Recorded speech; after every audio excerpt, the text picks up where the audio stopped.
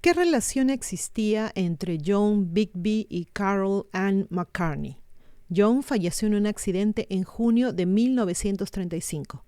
Carol nació en junio de 1935 en un lugar completamente diferente. Entonces, ¿por qué Carol hacía esos comentarios?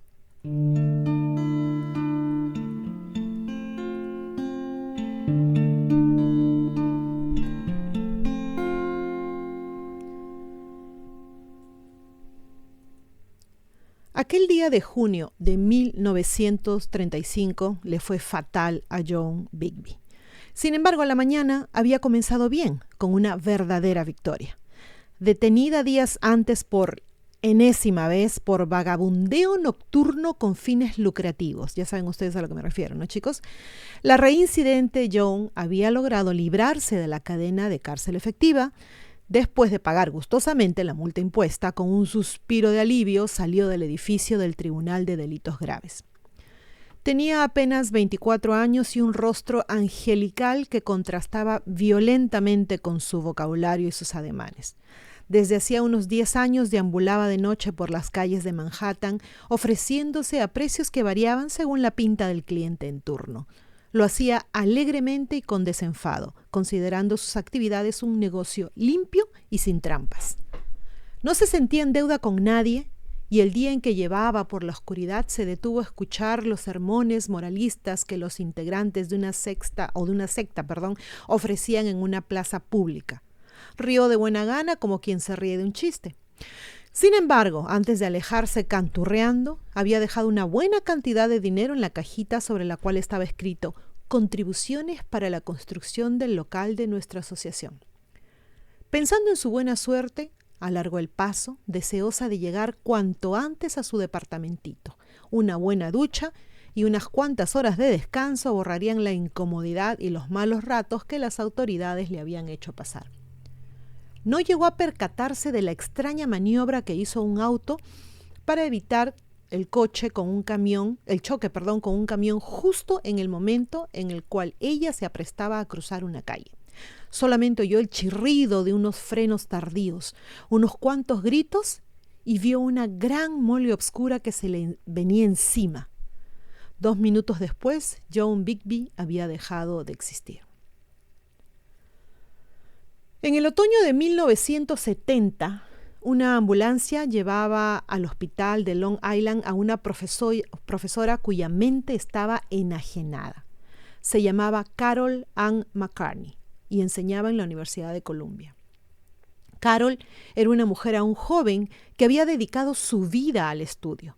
Después de una infancia alegre, despreocupada, había tenido que enfrentar una adolescencia penosa, inmensamente dificultada por su desgarbado físico, acomplejada por su fealdad, digamos, que sin llegar a ser repulsiva la mantenía alejada de fiestas y placeres inherentes a una chica de su edad. Carol se había refugiado en el estudio y en la lectura. Inteligente persona, acabó tomando con filosofía esa traba que el destino había puesto en su camino, en su vida de mujer, y se propuso desterrar de su existencia todo lo que no fuera cultura. Aprender y a su vez enseñar, impartiendo a otros lo asimilado. He aquí el fin que se había propuesto y que logró plenamente durante muchos años. Apreciada por todos los que la rodeaban, con una trayectoria brillante en el campo de la enseñanza y un futuro que se anunciaba aún más sorprendente en ese sentido, Carol había llegado a considerarse una persona feliz, o por lo menos se sentía conforme con la vida que ella misma se había trazado. Pero no contaba con lo imprevisto, con el elemento sorpresa que a menudo echa a perder hasta las más perfectas tácticas. Se enamoró así, repentinamente, perdidamente, hasta la locura, hasta perder la más elemental noción de las cosas, de la situación, de las posibilidades con las cuales contaba. El amor se apoderó de todo su ser de manera avasalladora, total, y no fue correspondido. El objeto de su pasión era un hombre un poco más joven que ella, que en ningún momento demostró interés en su persona y al cual ni siquiera los mejores amigos de Carol pudieron hacer responsable de lo ocurrido. Profundamente desdichada, incapaz de reaccionar, inutilizada en el campo de sus actividades, se había convertido en un pobre ser que daba lástima. Desvariaba y clamaba continuamente por el hombre que adoraba y que ni siquiera podía ver. Sus amigos decidieron entonces hacerla tratar por médicos antes de que fuera demasiado tarde. Fue al principio del tratamiento que se desencadenó el verdadero drama de Carol. Acababan de ponerle una inyección para calmarla cuando sorpresivamente adoptó una actitud desconcertante.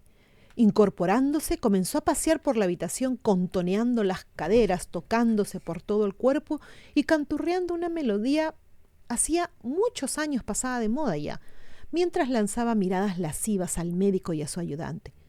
Cuando el médico le ordenó sentarse y estar quieta, Carol contestó groseramente y en voz chillona: «Joan Bigby no recibe órdenes de nadie». Luego se dirigió hacia el espejo que había en la habitación y se miró. Al verse, llevó las manos a la cara, lanzó un grito y cayó desmayada.